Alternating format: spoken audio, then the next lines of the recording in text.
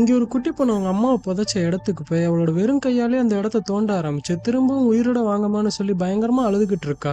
ஆக்சுவலா என்ன நடந்திருக்குன்னா, அந்த பொண்ணோட அம்மா ஒரு கார் ஆக்சிடென்ட்ல இறந்து போயிருப்பாங்க. அந்த ஆக்சிடென்ட் அப்போதான் அந்த பொண்ணுக்குமே கை உடைஞ்சு போயிருக்கும். அப்போ கண் விழிச்சதும் அம்மா எங்கப்பான்னு அவளோட அப்பா கிட்ட கேட்க, அவர் இந்த பொண்ணோட பிளாஸ்டர்ல ஒரு பொம்மையை வரைஞ்சு விட்டுக்கிட்டு அம்மா சொர்க்கத்துக்கு போயிட்டாங்கம்மா, இனிமே வரமாட்டாங்க அப்படிங்கிற மாதிரி சொல்ல, இந்த பொண்ணு இவரை சுத்தமா நம்பவே மாட்டேங்கிறா. அதனால இவளை ஆக்சிடென்ட் ஆன இடத்துக்கே கூட்டிட்டு போய், அம்மாக்கு இங்கதான் ஆக்சிடென்ட் ஆகி இறந்து போயிட்டாங்க, அதனால இனிமே வரமாட்டாங்க அப்படின்னு சொன்னது இந்த பொண்ணு ரொம்பவே மனசு உடைஞ்சு போய் அப்படியே அழ ஆரம்பிச்சிடுறான். இப்ப அடுத்த நாள் இதே இடத்துக்கு திரும்பவும் வந்து அவளோட கையை நல்லா விரிச்சு வச்சுக்கிட்டு எங்க அம்மாவை திரும்பவும் கொடுங்கன்னு சொல்லி கடவுள் கிட்ட வேண்டிக்கிட்டு இருக்கா. ஆனா ரொம்ப நேரம் ஆகியும் எதுவுமே நடக்கலன்னதும் திரும்பவும் பயங்கரமா அழ ஆரம்பிச்சிடுறா. இப்போ ஸ்கூல்ல இந்த பொண்ணுக்கு அம்மா இல்லைன்னதும் ஒரு பையன் ரொம்பவே புள்ளி பண்ண ஆரம்பிக்கிறான். அதனாலே இந்த பொண்ணு ரொம்பவே மனசு உடைஞ்சு போய் எங்க அம்மா மட்டும் இப்போ உயிரோட இருந்தா நீ இப்படி எல்லாம் பண்ணுவீடான்னு சொல்லி பயங்கரமா அழுதுகிட்டு இருக்கா.